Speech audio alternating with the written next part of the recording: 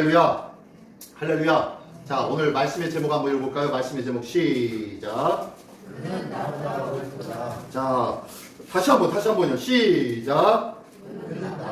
예, 그는 나보다 옳도다. 이거 누가 한 얘기죠? 누가 한 얘기죠? 예, 누가 한 얘기예요? 예, 유다가 한 얘기예요. 가룟 유다 아닙니다. 가룟 유다. 예, 야곱의 12아들 중에서 넷째 아들이었던 유다입니다. 유다가 한 얘기죠. 오늘 이야기는요, 참 재미있습니다. 왜 재미있냐면요, 오늘 이 본문의 말씀이 나오는 게 38장입니다. 38장. 근데요, 창세기 38장 앞에 37장은 누구 얘기냐면 요셉 얘기예요. 창세기의 흐름이 이제 족장시대의 야곱 이야기가 끝나고 야곱 다음에 요셉 이야기로 바뀌어집니다. 그래서 요셉이 태어났고 요셉이 야곱의 사랑을 받아서 이 형제들의 질투를 받고 결국에는 이 애굽으로 팔려 나갈 수밖에 없는 상황. 그 상황이 묘사된 것이 37장의 이야기입니다. 그리고 난 다음에 38장에 이 요셉이 이 애굽에 가가지고 어떠한 일을 겪었는지 계속 나와야 되는데 안 나오고 갑자기 이 이야기가 쑥 끼어드는 거예요. 갑자기 이 38장에 이 한 장이 그냥 딱 하나 끼어들어 있습니다. 아주 웃기죠. 갑자기 요셉 이야기 쫙 장황하게 하다가 갑자기 얼토당토하는 이 유다 이야기가 갑자기 뚝 하고 드러나온 이야기가 바로 오늘 본문의 말씀입니다. 그리고 오늘 본문의 말씀은 어쩌면요, 성탄절, 대림절에 관련된 이야기도 아니에요. 그런 이야기도 아닌데 이야기가 같이 나오고 있어요. 근데 오늘 이 말씀이 오늘 본문의 말씀입니다.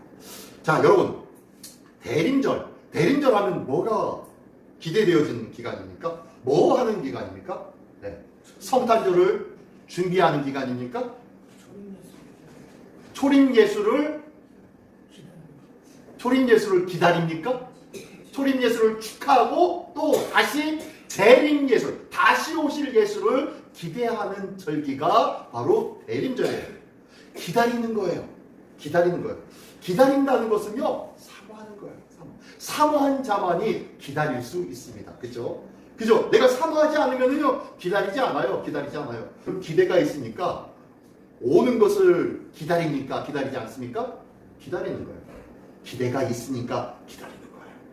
자, 대림절. 이 대림절은요, 주님의 다시 오실 주님을 기다리는 절기입니다. 그죠? 우리 요한계시록의 마지막에 보면요, 주여 어서 오시옵소서 라고 이 요한 사도를 통하여서 멋진 고백, 성도라면 마땅히 해야 할 고백을 하고 있습니다. 주여 어서 오시옵소서. 나의 삶 속에는요, 주님을 기대하고 있습니까? 주님을 사모하고 있습니까? 사모하는 자, 기대하는 자만이 주님이 빨리 오기를 기다리고 있는 거예요. 이처럼요, 이 기대하는 것, 이게 바로 대림절날 우리가 가져야 할 오실 주님, 다시 오실 주님을 사모하는 시간이 바로 대림절 기간입니다. 나는 얼마만큼 우리 주님을 사모하고 있습니까? 자, 오늘 본문의 말씀의 내용에 보니까요, 이 주님의 다시 오심을, 아니죠, 이때는 구약이니까 주님의 오심이죠, 메시아의 오심을 사모하는 자의 모습이 나오고 있어요. 그 내용을 한번 보기를 원합니다. 자, 그 내용은요, 유다가 등장합니다. 오늘 본문의 내용에는 유다가 등장합니다. 이 유다, 야곱의 네 번째 아들 이 유다는 형 누굽니까? 첫째 형이 르우벤, 그 다음에 시므온, 그 다음에 레위, 그 다음에 네 번째가 유다였어요. 그렇죠? 근데 이 믿음의 계보가 첫째, 둘째, 셋째, 넷째가 있는데 이 넷째에게 흘러갔네요. 그 이유가 뭐였습니까? 첫째 아들 르우벤은 뭐 했어요? 아버지의 침상을 더럽혔어요. 네. 아내가 둘이 있었죠. 아내가 둘이 있었는데 레아와 라헬이 있었는데 이 레아가 내 아들을 낳아버렸어요. 내 아들 낳으니까 이에 대해서 어떻게 해요? 이 아이를 낳지 못하는 라헬이 자기의 몸종을 야곱에게 주었죠. 이게 누구였습니까? 이게 누구였어요? 이게 빌하라는 몸종을 줍니다. 빌하라는 몸종을 줍니다. 근데요, 이 빌하를 주니까 이 첫째 아들이었던 이 르우벤이 어떻게 해요? 그와 동침해버려요. 뭐 물론 시간이 지나고 이 빌하가 두 아들을 낳고 난 다음에 나중에 장성에서 이 큰아들이 이 빌하하고 동침을 해버립니다. 이래서 첫 번째 르우벤은 그 계보, 믿음의 계보, 하나님의 은혜의 계보, 메시아의 계보에서 탈락이 됩니다. 두 번째 시므온과 레아는 어떻게 합니까? 자기의 여동생이 다른 데 가가지고 다른 마을 가가지고 거기서 돌아보다가 그거 추장아들한테 강간을 당하죠. 그래서 그것에 화가 나가지고 그곳에 가서 너희들 내 딸을 아내로 삼고 싶으냐? 그래, 삼고 싶다고 합니다. 그랬더니 그러면 우리는 할례 받지 않은 족속과는 상관하지 않아. 너희도 할례를 받으면 내 여동생을 주겠다라고 이 시몬과 레위가 가가지고 그렇게 얘기합니다. 그랬더니요 이 마을 가운데 모든 남자들이 다 할례를 받습니다. 할례를 받고 난 다음에 그 다음날 제일 운동하고 움직이기가 힘들고 어려운 그때에 어떻게 합니까? 이 레위와 시몬이 군사를 데리고 가가지고 그들을 모두 다 죽여버립니다. 어마어마한 살상이 임하게 되죠. 자, 이렇게 피를 보게 된 자가 바로 이 시므온과 레위입니다. 그래서 이 둘 또한 탈락이 됩니다. 그래서 얻게 된 것이 다 유다입니다. 유다의 노력이 있었습니까? 없었습니까? 없었어요. 하나도 없었어요. 누구 때문에 그래요? 형들 때문에 그래요. 형들 때문에 자연스럽게 자기 차지로 믿음의 계보가 흘러들어왔네요. 자, 그러면은 이 믿음의 계보가, 이 영광의 계보가 흘러들어왔으면 이것을 어떻게 알아야 돼요? 영광과 기쁨으로 맞아들여야 되는데 그렇지 않았어요. 이 유다가 어떻게 합니까? 38장 오늘 본문의 말씀 38장 1절에 보니까요. 1절에 보니까 기가 막힌 얘기를 합니다. 그 후에 유다가 자기 형제로부터 떠나 내려가서 아둘람 사람 히라와 가까이 하니라. 자, 형제들 12형제들이 함께하고 있던 이 무리 가운데에서 떠나서 유다가 엉뚱한 이방인들 족속 가운데 거하게 되었다는 거예요. 또한 그뿐만이 아니에요. 2절의 말씀에 보니까요. 유다가 거기서 가나안 사람 수아라고 하는 자의 딸을 보고 그를 데리고 동침하니 어떻게 해요? 이방 족속과 같이 동침을 합니다. 그래서 그 아들을 낳습니다. 그 3절에 보니까 그가 임신하여 아들을 낳음에 유다가 이름하여 에리라 부르고 둘째 아이가 오난, 셋째 아이를 셀라라고 이름하면서 세 아들을 낳게 되어집니다. 이방인 가운데서 이방인의 피를 통하여서 몸을 통하여서 낳게 된 것이 바로 이 유다였어요. 예수님의 족보에 보면은 4명의 여인들의 모습이 나옵니다. 그 중에서 3명은 뭐예요? 다 이방 여인이었어요. 그렇죠? 이방 여인이었는데 그 이방 여인 중에는 들어가지 않았지만 실질적으로 보면 이 유다의 아내도 이방 여인이었어요. 수아라는 여인. 아무튼 이 수아라는 이방 여인을 통하여서 오난, 셀라 이 세 아들을 낳습니다. 그리고 그곳에서 머물러 지내게 됩니다. 자, 이 모든 것들이 참 헛된 것들이었죠. 어떤 이유로 그는 자기 형제들을 떠나서 그곳으로 갔는지 모르겠지만 대충 짐작은 납니다. 어떤 짐작인가요? 그것이 화려하고 좋아 보였겠지요. 그럴듯하게 되어 보였겠지요. 즐거워 보였겠지요. 화려해 보였겠지요. 그러니까 그곳에서 있는 것이 참 재밌었을 거예요. 즐거웠을 거예요. 거리낌도 없었을 거예요. 그곳에서 지내면서 아들 셋까지도 척척척 낳았습니다. 얼마나 좋았을까요? 또한 그 큰아들이 그곳의 여인을 취하여서 결혼을 합니다. 그 여인의 이름이 누구다? 다말입니다. 다말이라는 여인을 취하여서 아내를 삼습니다. 그런데 하나님 보시기에 이 첫째 아들 엘이 너무 악해요. 어떤 쪽에서 악했는지는 성경에서 말씀하지 않습니다. 그러나 악하다고 했었던 분명히 이방신을 섬기거나 그 밖에 많은 영적인 부분들이 반드시 들어갔을 것 같아요. 아마 그 이방 사람들이 섬기고 있던 신들의 제사나 축제에 같이 머무는 것을 기뻐하고 즐거워했을 거예요. 그러다 보니 하나님이 그것을 내버려 두겠어요? 하나님이 그를 제거해버립니다. 그러니까요, 당시 형사 취수제라는 제도가 있었어요. 이게 뭐냐면 형이 아들을 낳지 않고 죽으면은 동생이 그 형수를 취해서 결혼을 하고 그리고 아이를 낳습니다. 그러면 그 낳은 아이가 누구의 아들이에요? 네, 형의 아들이 돼요. 자기의 아들이 되는 것이 아니라 형의 아들이 되어서 족보에 올라가요. 자, 이런 제도가 있었는데, 그래서 별 의미 없이 이제 네가 이 다말을 취하여서 그에게 아이를 낳게 해라 라고 하면서 들여보냈더니 이 둘째 아들 오난이 어떻게 합니까? 그와 더불어 땅에다가 설정을 해버립니다. 여자의 몸에다가 설정하지 아니하고 땅에다가 설정해버립니다. 이것을 보며 하나님이 악하다고 여기십니다. 악하다고 여기십니다. 그리고 그를 또한 형과 같이 죽여버립니다. 자, 이 두 사람은요, 두 형제는, 첫째 형제는 하나님 앞에 범죄를 지었기 때문에 죽음을 당합니다. 그럴 수 있어요. 근데 둘째 아들은요, 둘째 아들은 이 형수가 아이를 낳으면은 내 아들도 아니니까 기분이 나쁜 거예요. 내 아들이 되지 아니하니까 기분이 나빠서 이 형수에게서 어떻게 해요? 아이를 낳게 하지 않으려고 부득불 애쓰고 있었던 것입니다. 이게 바로 사람의 모습이죠. 사람의 생각이죠. 자, 어떻게 하면 인간적인 방법으로, 어떻게 하면 내 방법을 통하여서 지혜롭게 잘 빠져나갈 수 있을까? 이런 것들이 사람의 방법입니다. 자, 그랬더니 하나님이요 그를 쳐 죽이셨다고 말씀합니다. 왜 죽였어요? 그는 굉장히 큰 죄를 지었나요? 아니에요. 전통대로 한 것뿐이에요. 그러나 단지 여자의 몸에다가 설정하지 않고 땅에다가 뿌린 것밖에 없어요. 그런데 이것을 악하게 보시고 하나님이 그를 죽이셨대요. 왜 이것을 악하게 보신 걸까요?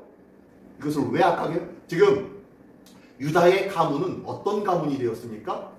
첫째 아들, 둘째 아들, 셋째 아들을 제끼고 넷째 아들인 유다의 가문으로 믿음의 계보가 흘러들어왔어요.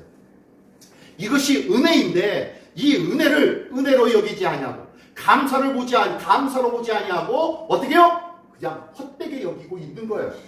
그냥 그런 거지 뭐 어떻게 하면 되겠지 뭐 라고 하면서 아무것도 아닌 것처럼 여기고 있는 거예요. 마치 이삭의 두 아들 야곱과 에서가 장자의 분깃을 아주 귀찮고 별것 아닌 것처럼 여기는 것처럼 이 유다도 아마 그런 마음들이 있었던 것 같고, 그래서 그 이방인 동네에 들어갔고, 그래서 그곳에서 이방인 여자와 결혼하여 아이를 낳았고, 그러다 보니 그 아들들도 똑같이 뭘 기억하지 못하고 있어요? 자기는 하나님의 약속의 계보를 받은 자다라는 것을 잊어버리고 사는 거예요. 헛되게 여기며 살고 있었던 거예요. 그리고 이것이 얼마나 중요한지를 알았다 몰랐다? 몰랐던 거예요. 그러니까 이것에 대해서 하나님이 징계하십니다. 하나님이 징계하십니다. 그래도 세 번째 아들이 있어요. 셋째 아들 딱 주려고 보니까 이 유다의 마음에 어떤 마음이 들었을까요? 얘까지 줘서 얘까지 죽으면 어떻게 하지? 라는 마음이 들까요? 안 들까요?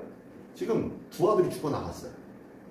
셋째 아들까지도 죽을지도 모르겠다라는 생각이 들어요? 안 들어요? 들겠죠. 그러니까 이 유다가 어떻게 합니까? 야, 다말아. 너 잠깐 친정으로 가 있어. 왜 그러냐면은 이 셋째 아들 이 셀라가 아직 애잖아. 아직 애니까 이 아이가 좀 잘하거든. 내가 너를 불러서 네 방으로 들여보낼 수 있도록 할 테니까 그때까지 친정에 가 있어. 라고 하면서 친정으로 쫓아버립니다. 그리고 유다는요, 이 아이가 잘 자라기만을 기다리고 거예요. 근데 이 다말의 입장에서는요, 일단 친정에 왔어요. 친정에 왔는데 이거 완전히 소방 맞은 거 아니에요? 그죠? 소방 맞은 거예요. 그죠? 자기에게는 아이가 없단 말이에요. 아이가 없는데 이제 고대에는요, 아이가 없이 소방 맞으면은 이 여인이 제가할 수가 있느냐? 제가할 수가 있다 없다? 없었어요. 제가할 수가 없어. 평생도록 그렇게 살아야 되는 거예요. 그러니까 화가 나죠.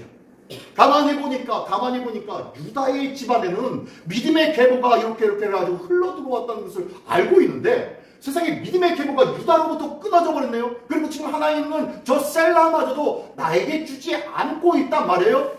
이 셀라가 무럭무럭 장가가기 충분한데도 자기에게 들여보내지 않고 친정에서 부르지도 않는단 말이에요. 그래서 작전을 세웁니다. 어떤 작전을 세우냐면은 이 아버지 시아버지 유다가 이제 어디 양털을 깎으러 가는 그 길목에 서가지고 자기의 과부된 옷을 다 벗어버리고 과부의 옷을 벗어버리고 일반인의 옷과 그리고 얼굴 가리개를 쳐서 어떻게요? 야하게 몸 파는 여인처럼 그 유다가 지나가는 길목에 서서 그를 유혹합니다. 그랬더니 이 유다가 어느 날 보니까 생전 모르는 여인이 길목에 있단 말이에요. 그래서 내가 네 집으로 들어가도 되겠느냐? 라고 묻습니다.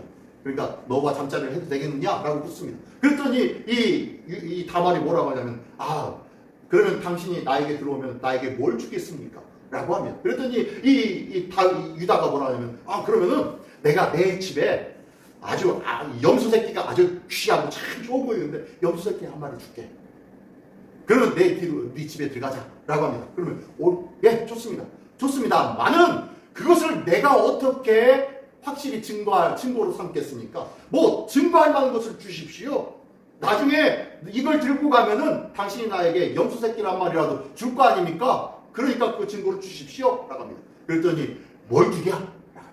그러면 당신이 가지고 있는 도장과 끈 그리고 지팡이를 주십시오 라고 합니다.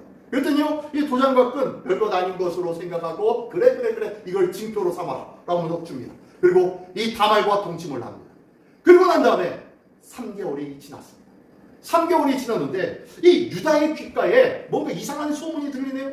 뭔 소문인가 봤더니 유다의 며느리 다말이 임신했다라는 소문이 들립니다. 이 소리에 깜짝 놀라죠. 아니 내 며느리가 남자가 없는데 어떻게 임신을 할 수 있단 말이야? 라고 사람들한테 종들에게 시켜가지고 그를 붙잡아옵니다. 그러면서 뭐라고 하면 그녀를 데려다가 불살르라고 합니다. 불에 태워 죽이라는 거죠. 아니 내 가문의 명예가 있지 어떻게 그런 일들이 일어날 수가 있어? 옛날에 우리나라도 TV나 드라마 보면 많이 나오죠. 그것처럼요 불러다가 죽으라고 불태워 죽이라고 합니다. 그랬더니 그때에 이 다말이 저기 제 집에 있는 것 좀 갖다 보여드릴게요. 그러면서 집에 있는 것 뭘 갖다 줘요? 도장과 끈과 이 지팡이를 갖다 보여줍니다. 저는 죄가 없습니다. 이 물건의 주인과 함께 동침했을 뿐입니다. 깜짝 놀라죠. 왜요? 이 물건 보니까 이게 누구 거예요? 내 거거든. 그래서 깜짝 놀랍니다. 그리고 난 다음에 그 앞에서 가슴을 치면서 하는 말이 오늘 본문의 제목이에요. 한번 읽어볼게요. 시작. 그는 나보다 옳도다 라고 고백하는 거예요. 자, 이 유다의 이 고백은 어떤 고백입니까? 내가 지금 틀렸다는 거죠. 내가 뭐가 틀렸을까요? 이 이야기는 바로 이 유다가 뭘 지금 잊고 있습니까? 뭘 잊어버린 거예요? 바로 사모함을 잊어버렸어요. 내게 주신 하나님의 은혜를 잃어버린 거예요. 내가 가지고 누릴 수 있는 권세를 잃어버린 거예요. 그렇죠?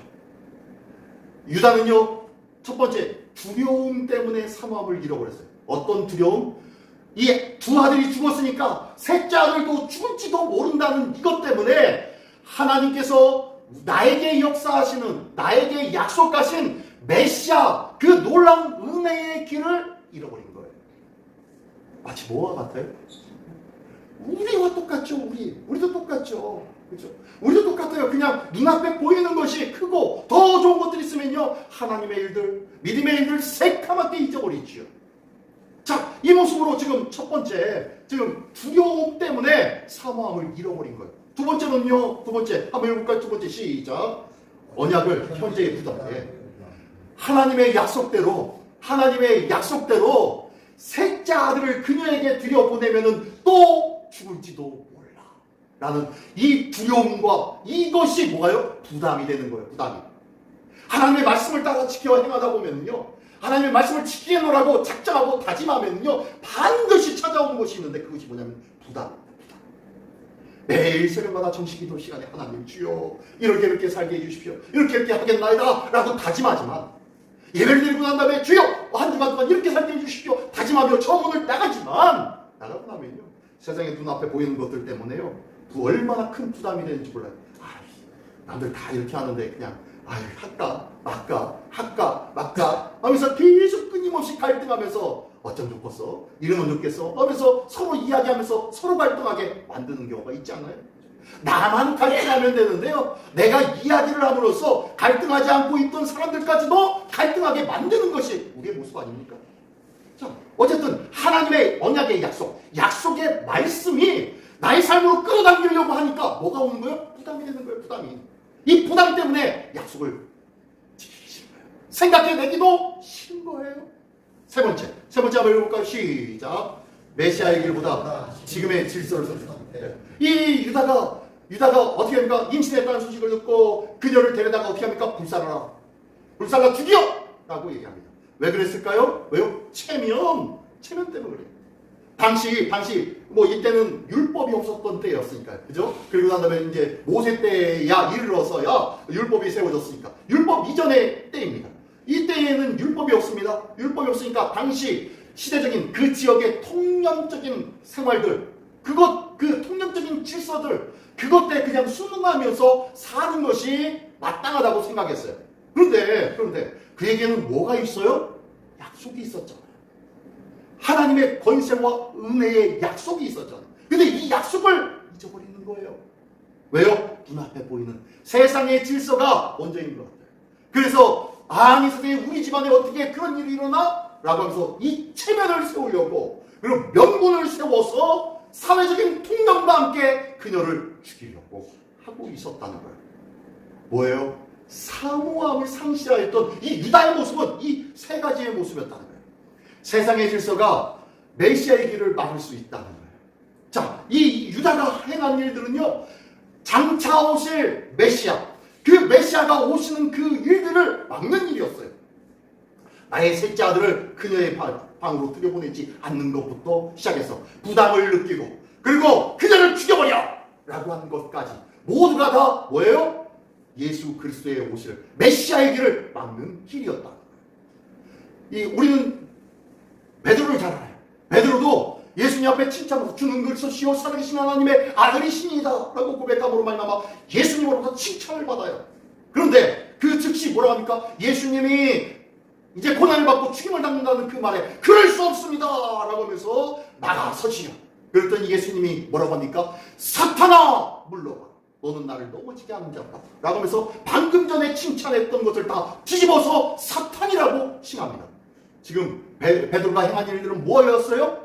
메시아의 행할 일들, 그리스도의 조건들을 막아서는 일이었어요. 그 일들을 행하는 자는 뭐예요? 사탄인 거예요. 지금 이 유다는요, 사탄이 될 뻔했어요. 그죠? 그녀를 죽임으로 말미암아, 그리고 그를 이 나머지 저기를 들여보내지 않음으로 말미암아, 그리고 그녀를 죽임으로 말미암아 어떻게 해요? 사탄이 될 뻔했어요. 결국에는 이 도장과 끈과 지팡이를 갖다 주니까 그제서야 아이고 그렇구나, 하나님이 내게 약속했지, 그제서야 깨닫고 그는 나보다 더 귀한 사람이라고, 옳도다고 이야기하고 있는 거예요. 자, 다말이 어떻게 사모했는지 볼까요? 다말은 첫 번째, 한번 읽어볼까요? 첫 번째, 시작. 언약의 메시아 약속을 사모해요. 이 다말이 쫓겨난 거지만, 친정에 가 있었지만, 친정에 가서 생각한 것은 뭐예요? 하나님의 언약을 생각하는 거예요. 하나님의 약속을 생각하는 거예요. 이 약속을 따라서 행하려고 하는 열심의 마음이 불리듯 일어납니다. 두 번째 한번 해볼까요? 시작. 언약의 위기 앞에 행동하는 상황. 이 다말이 그런 행동을 한 이유가 뭐였습니까? 아니, 다 컸는데, 셀라가 다 컸는데 나에게 들여보내지 않는다는 것은 이 유다가 나를 며느리로 두 번 다시 보지 않겠다라는 거예요. 그렇다면 나로 인하여서 믿음의 계보, 그리스도의 계보가 끊어질 수도 있겠다라는 이것 때문에 행동하기 시작합니다. 자, 근데 이 행동한 것 보면요, 참 기가 막혀요. 세 번째 한번 읽어볼까요? 시작. 자신을 드러내지 않고 언약을 드러내는. 그가 행동한 것이 어떤 거였어요? 조금 부정한 듯 했죠. 그죠? 그가 행동한 것은 이 언약을 상기하면서, 언약을 기억하면서 하나님 앞에 막 하나님의 뜻대로 행동해야지 하면서 행동한 것이 지금의 가치관으로는요, 용납할 수가 없어요. 어떻게 며느리가 어떻게 시아버지와 함께 잠자리를 해서 아이를 뵐 수가 있어? 이 말도 안 되는 일이에요. 그런데요. 당시 관점에서 보면요. 또한 하나님의 말씀의 관점, 언약적 신앙의 관점에서 보면요. 그는요, 아주 대단한 믿음의 사람이에요. 당시에는 그런 이러한 윤리적인 도덕적인 그런 것들이 중요하지 않았어요. 이 여인 다말에게는 필요한 것이 있었는데 딱 한 가지, 나를 통하여 믿음의 계보가 이어지기를 간절히 원했다는 거예요. 믿음의 계보를 위하여서 때로는 불완전해 보이고 불온전해 보이는 것들도 행하더라는 거예요. 그러면 하나님의 뜻이라면은 부정한 짓, 죄악된 일도 마땅히 해도 된다는 겁니까? 아니요. 그래서는 안 되죠. 그러나 당시에는 그럴 수도 있었다는 시대. 그리고 그것이 어떻게 해요? 왜 그럴 수도 라는 이런 일들이 일어납니까? 뭐 때문에? 하나님의 언약이 컸기 때문에. 하나님의 언약, 약속을 바라보며 의지하며 그것을 사모하는 마음이 컸기 때문이라는 거예요. 이것을 보면서 이 유다가 한 말이, 그는 나보다 옳도다 얘기한 거예요. 그가 행동한 그것이 옳도다, 나보다 잘났다 라는 의미가 아니라 그가 가지고 있는 그 사모함의 마음이 내게는 있다 없다? 없었구나. 내 자신의 사모함의 없음을 고백하는 말씀이 바로 그는 나보다 옳도다, 그는 나보다 사모함이 더하도다 라고 이야기하고 있는 거예요. 하나님은 이렇게 사모한 자를 통하여서 베레스와 세라를 주었죠. 쌍둥이를 주었죠. 그리고 이 세라가 첫째고 둘째가 베레스인데요, 이 하나님은요, 첫째가 아니라 둘째를 통하여서 믿음의 계보가 이어져 내려가며 다윗이 그리고 예수 그리스도가 태어나게 되어지는 믿음의 계보가 있게 되어집니다. 왜 첫째가 아니고 왜 또 둘째입니까? 하나님은 첫째보다 둘째를 사랑하시는 분이요? 아니에요. 첫째보다 둘째를 사랑하기 때문이 아니라 하나님의 작정하심, 하나님의 주권적 은혜라는 거예요. 이 하나님의 주권적 은혜를 믿으시기 바랍니다. 하나님께서 말씀하신 것은 반드시 이뤄내시는 하나님이신 줄 믿습니다. 이 유다는요 제대로 믿음을 갖고 있었지 않았어요. 제대로 된 믿음이 세워지지 않았어요. 하지만 그를 통해서 하나님은 약속을 했기 때문에 그 약속으로 말미암아 그 믿음의 계보가 이어가도 만들어 주셨다는 거예요. 때로는 불온전해 보이고 때로는 이거는 조금 그렇지 않나? 라는 부분도 있지만요, 하나님은 반드시 약속하신 것을 이루시는 하나님이시라는 거예요. 믿음과 사모함의 마음, 하나님을 바라보는 온전한 마음이 있을 그때에 하나님은 역사하신다는 거예요. 예수님도 십자가에 못 박혀 죽으심이 어떻게 된 것입니까? 인류의 모든 죄를 뒤집어 쓰셨기 때문에, 모든 인류의 죄를 짊어지셨기 때문이라는 거예요. 예수님이 십자가에 못 박혀 돌아가시면요, 당신은 무죄하시지만 세상 죄를 다 짊어지셨기에 당신이 불의한 자리로 내려가서 그곳에서 죽임을 당한 것이에요. 예수님은 하나님의 약속을 이루기 위해서 세상 죄를 짊어지셨다는 것을 기억하십시오. 어쩌면요, 이 다말도 자기의 불의한 모습이 조금 있을지도 몰라요. 그러나 이 불의한 모습도 뭘 위해서? 하나님의 언약과 계보를 위하여서 이 불의함도 친히 감당하고 그 일들을 잘 잡았다는 거예요. 우리 삶 속에 떨떠러운 일들 많이 있습니다. 믿음을 선택하고 믿음으로 행하기에 참 힘든 일들 많이 있어요. 하지만 기억하십시오. 그 일들 속에 하나님께서 끝까지 견디며 끝까지 나를 붙잡고 끝까지 나를 사모하는 그러한 자들을 만나주시고 함께 하시고 역사하신다는 것을 믿으시기 바랍니다.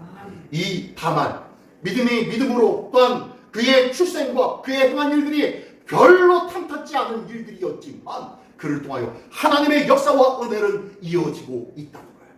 하나님께서 우리를 통하여서 나의 부정함과 나의 나약함과 나의 연약함도 있을 수 있지만 하나님은요, 우리에게 약속하신 하나님의 뜻들을 반드시 이루어지기를 원하시고 계획하시고 또한 이를 행하시는 하나님이신 줄 믿으시기 바랍니다.